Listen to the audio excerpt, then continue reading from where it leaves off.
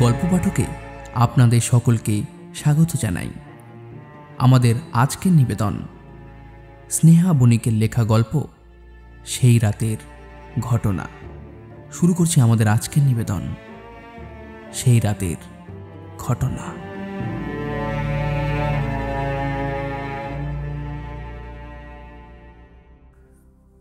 শীতের বিকেল, পড়ার টেবিলের উপর চায়ের কাপ হাতে নিয়ে গল্প লিখতে বসেছি। কিন্তু কী নিয়ে যে লিখি তা আর কোনো কুল কিনারা করে উঠতে পারিনি এখনো। লেখক মানুষ, সাহিত্য, কবিতা, উপন্যাস এইসব লেখাই শখ ছিল বরাবরের, কিন্তু এখন এটাই পেশা আমার। বাবার অনেক স্বাদ ছিল যে ছেলে চাকরি করবে, অনেক টাকা রোজগার করবে, কিন্তু পোড়া কপালে কিছুই জুটল না আর কি। বাবাও ত্যায্যপুত্র করে দিলেন। অগত্যা বন্ধুর সন্ধান দেওয়া একটা পড়ে থাকা খালি বাড়িতে দুদিন হলো এসেছি। বাড়ি বললে অনেক ভুল হবে, এ একেবারে মহল বাড়ি। বন্ধু প্রথমে আপত্তি করেছিল, কিন্তু অনেক জোরাজুরিতে এই মহলের ঠিকানা আমাকে দেয়। কিন্তু তার সাথে আমাকে বলে একটা বুজরুকি গল্প, নিতান্তই ভীতু কি না। এই বাড়ির সামনেই একটি কবর আছে, যা আমি বাড়িতে ঢোকার সময় লক্ষ্য করেছিলাম। শ্বেত পাথরের সুন্দর বিদেশি আদলের কবর, তার উপর বড় বড় খোদাই করে লেখা হেলিসা লিউজেনা, মানে বাড়ির আসল মালকিনের কবর। তিনি নাকি মাঝরাতে ডাকেন এবং যে সেই ডাকে সাড়া দেয় তার লাশ পাওয়া যায় ঘরের পেছনের পুকুরে ভাসমান অবস্থায়। মর্মান্তিক, ভয়ঙ্কর নাকি সেই দৃশ্য। লাশের শরীরে থাকে না এক ফোঁটা রক্ত, ও তার মুখ বলতে কিছু থাকে না। কেউ যেন অ্যাসিড দিয়ে গোটা মুখের শ্রী কেড়ে নেয়। খুবই অস্বাভাবিক ভাব ফুটে ওঠে গোটা দেহে। বন্ধু যদিও বাড়ির ভেতরকার পুরো ঘটনা জানত না, তাই যতটুকু জানত তার সবটা আমাকে বলে ওর সাবধান বাণীতে সচেতন করেছিল। আমি অবশ্য তা বিশ্বাস করিনি, কিন্তু সেটা বললে এই রকম একটা রহস্য রোমাঞ্চ ভরা জায়গায় থাকার সুযোগটা হাতছাড়া হয়ে যেত। আমি বন্ধুকে কিছুই বুঝতে দিইনি। কোনো রকম আচ্ছা করে অবশেষে বাড়ির মালিকানা পেয়েছি। কন্ট্রাক্টর বন্ধু থাকলে সুবিধা বলা যায় আর কি।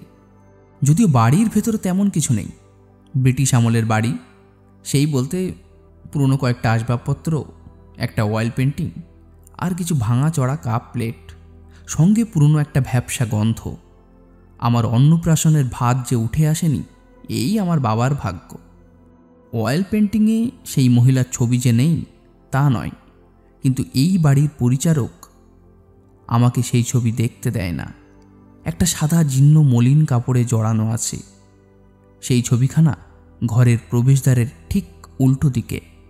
সেই পরিচারককে ছবি দেখতে না দেওয়ার কারণ জিজ্ঞেস করতেই বাড়ির পুরো ভৌতিক রহস্যের গল্পটা আমার কাছে স্পষ্ট হয়ে উঠেছিল। সে আমাকে বলেছিল, বাবু, এই ছবিখানা দেখতে চাইবেন না, এই ছবি বড়ই অশুভ, দেখলেই পাপ লাগবে, অভিশপ্ত মানুষের ছবি। আমি জানতে চাওয়ায় সে আরও বলেছিল, বাবু, শুনেছি এই মেম সাহেব এই বাড়িতে তার বাবার সাথে থাকতেন। তার বাবাই মানে লর্ড কার্জন এই বাড়িটি নির্মাণ করেছিলেন। অনেক খ্যাতি প্রতিপত্তি ছিল তার। আর এই মেম সাহেব দেখতে নাকি ছিলেন অনেক রূপসী। তার সেই রূপের দেমাকে মাটিতে পা পড়ত না। অনেক পুরুষের আকর্ষণ বিন্দু ছিলেন তিনি, কিন্তু তিনি কখনো কাউকে পাত্তা দিতেন না। উল্টে অন্যকে তার রূপ গুণ নিয়ে ঠাট্টা তামাশা করতেন। তাই একদিন এক সাহেব সেই মেমকে উচিত শিক্ষা দিতে লুকিয়ে চুরিয়ে তার ঘরে ঢুকে মুখে তেজাব ছুঁড়ে পালিয়ে যায়। আর মেম সাহেব ও আয়নাতে তার এই রূপের এমন কুৎসিত পরিহাস দেখে তা সহ্য করতে না পেরে আত্মহত্যা করেন এবং যাওয়ার আগে অভিশাপ দিয়ে যান যে এই বাড়ি সদরে থাকা তার ছবি যে পুরুষ দেখবে সেই রাতে তার আত্মা ডাকবে, আর যে পুরুষ সেই আত্মার ডাকে সাড়া দেবে এবং তার অবস্থাও তিনি ঠিক নিজের মতো করবেন। একমাত্র মেয়ের এরকম মর্মান্তিক মৃত্যু লর্ড কার্জন সহ্য করতে পারেননি। তাই মেয়ের কবর ঘরের সামনেই সুন্দর শ্বেত পাথর দিয়ে গড়েন এবং এই বাড়িটির নাম হয়ে যায় লিউজেনা ভিলা। এই ঘটনার কয়েক মাস পর তিনি মারা যান। তারপর থেকে এই ঘরে আর কেউ টিকতে পারেননি। তিনি কাউকে বেশি দিন এ বাড়িতে থাকতেই দেন না। আমাকে পেটের দায়ে কিঞ্চিত বাধ্য হয়ে এখানে পড়ে থাকতে হয়। কি করব আর, উপায় তো নেই, নইলে কে থাকতে চায় এমন অশুভ জায়গায়।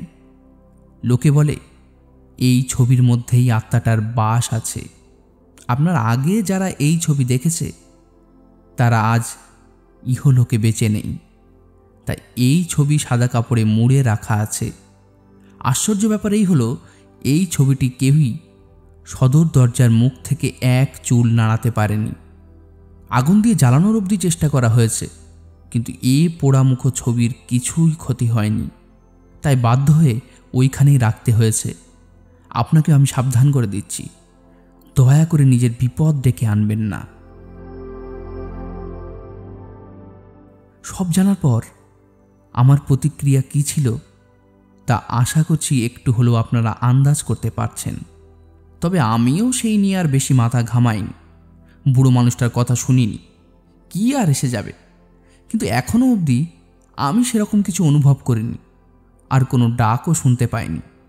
যাই হোক, মাথাতে যখন গল্পের প্লট একান্তই আসছে না, একটু বাড়ির আশপাশটা ঘুরে দেখা যাক, এই ভেবেই চা খাওয়া শেষ করে চেয়ার থেকে উঠে পড়লাম। জানালা দিয়ে আগেই দেখেছি আকাশ এক্কেবারে পরিষ্কার, ফুরফুরে ঠান্ডা বাতাসও আসছে বাইরে থেকে। এই আমেজে গল্প লেখা না জমলেও গৃহভ্রমণ নিশ্চিত রূপে জমবে। আমার ঘরটি দোতলায়। কাঠের সিঁড়ি দিয়ে ক্যাঁচ ক্যাঁচ আওয়াজ করতে করতে নিচে নেমে গেলাম। দরজা দিয়ে বেরোবার সময় কি মন হতে আমি পিছন ঘুরলাম। দেখতে পেলাম সেই সাদা মলিন চাদরে মোড়া পেন্টিং। পড়ন্ত আলোতে কি মায়াময়ী লাগছে। ভাবতে ইচ্ছেই করছিল না এটা নাকি এক অভিশপ্ত মেমের ছবিপট মাত্র। ফুরফুরে মেজাজে সেদিন রাত্রে খাওয়া দাওয়া জমিয়ে করলাম। বাড়ির পরিচারক এ দুদিন ভালোই রান্না করেছিল, তাই আমারও কোনো রকম অসুবিধা হয়নি। প্রতি রাতের মতো সেই রাতেও ঘরের জানালা খুলে বাতি নিভিয়ে আমি শুয়ে পড়লাম। মনে মনে ভাবতে লাগলাম, এই বাড়ির রহস্য নিয়ে গল্প লেখা যায় ঠিকই, কিন্তু তাতে বাস্তবতা আনতে পারাটা খুব মুশকিল হবে। সত্যি পেতনির দেখা মিললে তাও একটা ব্যাপার ছিল। ভাবতে ভাবতে ঘুমের দেশে তলিয়ে গেলাম।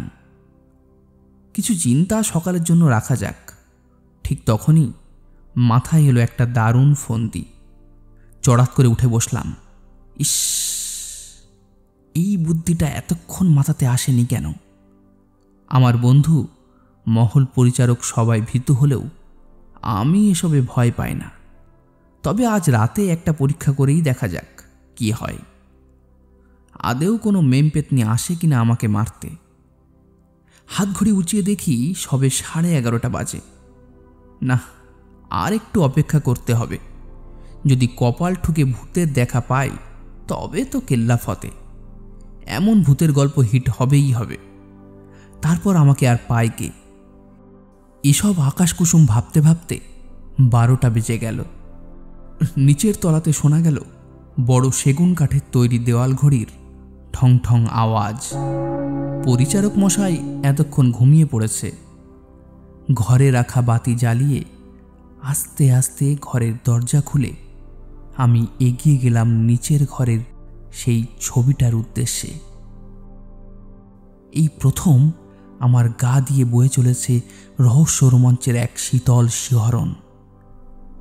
আমার শিরদাঁড়া বেয়ে রক্তের স্রোত বইতে লাগল। অনেক ধীরে ধীরে পা টিপে টিপে নিচে নামছি, কেঁচ কেঁচ শব্দটা যাতে আমার পরিকল্পনাতে বাধা সৃষ্টি না করে তার জন্য। পরিকল্পনা অনুযায়ী ছবিটার সামনে এসে দাঁড়ালাম। পেল্লাই ছবি, এত কাছ থেকে কখনো লক্ষ্যই করা হয়নি। আজ কাছ থেকে যেন আমার মনের মধ্যে থাকা চাপা কৌতূহলকে বাড়িয়ে তুলছে। সময় নষ্ট না করে একটানে আমি খুলে ফেললাম সেই চিহ্ন সাদা কাপড়টা। অজস্র ধুলো বালি গায়ে মাথাতে পড়ে কাশি হওয়ার জোগাড়। অনেক কষ্টে তা আটকে কাপড়টা এক পাশে রাখলাম। সামনে তাকিয়ে দেখি কালচে খয়েরি রঙের ফ্রেমে আটক করা অয়েল পেন্টিং। পুরু পুরু ধুলো জমে আছে ছবিটাতে। অবহেলায় পড়ে থাকা এই ছবির ওপর আমার হাতটা বুলিয়ে দিতেই আমি চমকে উঠলাম। প্রদীপের বাতির আলোতে দেখতে পেলাম একটি বিদেশি মেয়ে মানুষের ছবি। অপরূপা নারীর বড় নীল চোখ দুটি বড়ই তীক্ষ্ণ আর চঞ্চল, যেন কিছু বলতে চায়। রাশি রাশি কোকড়ানো সোনালি চুলের মধ্য দিয়ে ফুটে উঠেছে তার সুন্দর গোলাকার স্নিগ্ধ মুখমণ্ডল। গোলাপের পাপড়ির মতো তার ঠোঁটের কোণে খানিক হাসি ফুটে উঠেছে। পরনে তার একটি গাউন এবং হাতের ফর্স আয়নাটা তার রূপকে যেন আরো দ্বিগুণ করে তুলেছে। এক দৃষ্টে আমি তাকিয়ে আছি ছবিটার দিকে, যেন মন্ত্রমুগ্ধ হয়ে পড়েছি। হঠাৎ করে হাত থেকে প্রদীপটা পড়ে গেল। বাতিটা গেল নিভে, আর সাথে সাথে গোটা ঘর আষ্টে পিষ্টে অন্ধকার ঘিরে ধরল। সেই সাথে সদর দরজা আপনা হতেই কটমট শব্দে খুলে গেল, আর হু হু করে ঠান্ডা বাতাস ঢুকে এলো ঘরের মধ্যে। ভেতর থেকে বন্ধ করা দরজা এমন হঠাৎ নিজের থেকে কিভাবে খুলে গেল সেই ভেবে আমি ভয় পেলাম। ডিসেম্বর মাসের কনকনে শীতেও আমার কপালে জমে উঠল বিন্দু বিন্দু ঘাম। তারপরেই ঘটল সেই অপ্রত্যাশিত ঘটনা।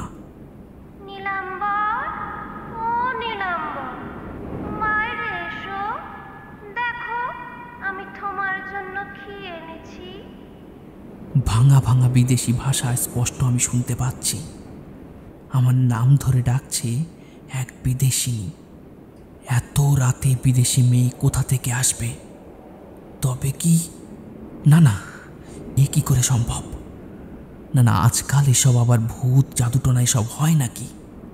আমি চিৎকার করে বাড়ির পরিচারক হরিদাকে ডাকার প্রাণপণ চেষ্টা করলাম, কিন্তু এ কি, আমার গলা যে শুকিয়ে কাঠ হয়ে গেছে। আমি যে বাকরুদ্ধ হয়ে গেছি। এবার আমি কি করব? এবার আমি শুনতে পেলাম আবার সেই একই ডাক। তবে এবার সদর দরজাতে কিছুটা দূরে বাইরের ক্ষীণ আলোতে আমি দেখতে পেলাম সেই নারী মূর্তিকে। কালো লম্বা গড়নের একটি মূর্তি, সম্ভবত গাউন পরা। বাইরের আকাশে কালো মেঘের গর্জন আমি স্পষ্ট শুনতে পেলাম। বিকেলে সেই ফুরফুরে আবহাওয়া হঠাৎই কোথায় যেন হারিয়ে গেল। নেমে এসেছে মৃত্যুর এক কালো রাত। বিদ্যুতের ঝলকানি কিছুক্ষণের জন্য হলেও আমি তার মুখটা দেখতে পেলাম। কোথায় সেই মায়াময়ী মুখ? তার জায়গায় দেখতে পেলাম আধ পোড়া ঝলসানো একটি মুখ। এক পাশের গাল পুড়ে যাওয়া মাংস লেগে আছে কঙ্কালে, আর তার চোখের কোঠর থেকে দেখা যাচ্ছে জ্বলন্ত দুটো আগুনের গোলা। হিংস্র তীক্ষ্ণ প্রতিশোধের আগুন জ্বলছে তার চোখে। ঠোঁটের কোণে সেই সুন্দর হাসিটা এখন হয়ে উঠেছে ততটাই ভয়ঙ্কর। আমাকে সেই একইভাবে তার কাছে ডাকছে অনবরত। আমি চেয়েও সেই ডাক এড়াতে পারছি না। আমার পা দুটো সেই স্থানে যেন বরফের স্তূপের মতো জমে গেছে। সেই মায়া জড়ানোর ডাক আমার পা দুটোকে যেন নিজের বশ করেছে। না চাইতেও এক পা করে আমি তার দিকে এগিয়ে যাচ্ছি। কানে আঙুল চাপা দিয়েও কোনো লাভ হচ্ছে না। সব ভেদ করে সেই ডাক আমাকে নিজের মায়ার জালে জড়িয়ে নিচ্ছে, যা চেয়েও আমি আটকাতে পারছি না। নিজের মৃত্যু আমি নিজের চোখে দেখতে পারবো না, তাই চোখ দুটো আমি বুজে ফেললাম।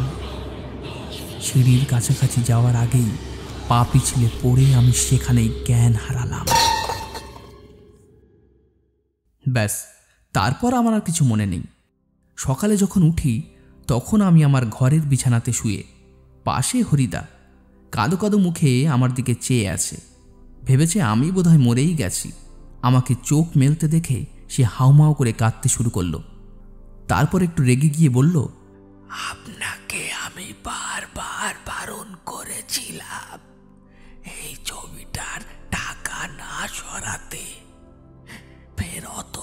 বারে কেন গেছিলেন আপনি? ভাগ্যিস ভাগ্যিস আপনার বাতির তেল পড়েছিল সিঁড়িতে, আর আপনি সেখানে পড়ে জ্ঞান হারিয়েছিলেন। নইলে আপনাকে আর এ যাত্রায় বাঁচানো যেত না। অন্যদের মতো আপনার অসার রক্ত শূন্য দেহটা পাওয়া যেত ওই পুকুরের জলে, হাত মুখ পোড়া অবস্থাতে। এই বলে আমার জন্য সে খাবার আনতে চলে গেল। আমার এই অবস্থার কথা শুনে আমার বন্ধুটিও আমাকে দেখতে এসেছে, কিন্তু সে আমার দিকে অবাক দৃষ্টিতে তাকিয়ে রইল। তারপর আমতা আমতা করে বলল, ভাই, তোর সাহস আর ভাগ্য দুই তোর সাথে আছে, কিন্তু তুই দয়া করে এসব কাণ্ড আর করিস না। তুই আজই আমার সাথে বাড়ি ফিরে যাচ্ছিস। হরিদাকে বলে তোর গোছ গাছ আমি সব ব্যবস্থা করে ফেলেছি। কিন্তু ওর একটা কথাও আমি কানে তুললাম না, কারণ তখনও আমি দেখতে ব্যস্ত ছিলাম। আমার অপলক দৃষ্টিতে আমি দেখতে পেলাম আমার পরের গল্পের প্লট। আমার ঘরের দরজার সামনে দাঁড়িয়ে আছে সেই গাউন পরে, তীক্ষ্ণ হিংস্র দৃষ্টিতে তাকিয়ে। কিন্তু সেই হাসিটা আজ আর নেই, রয়েছে রাগ, আমাকে মেরে না ফেলতে পারার রাগ।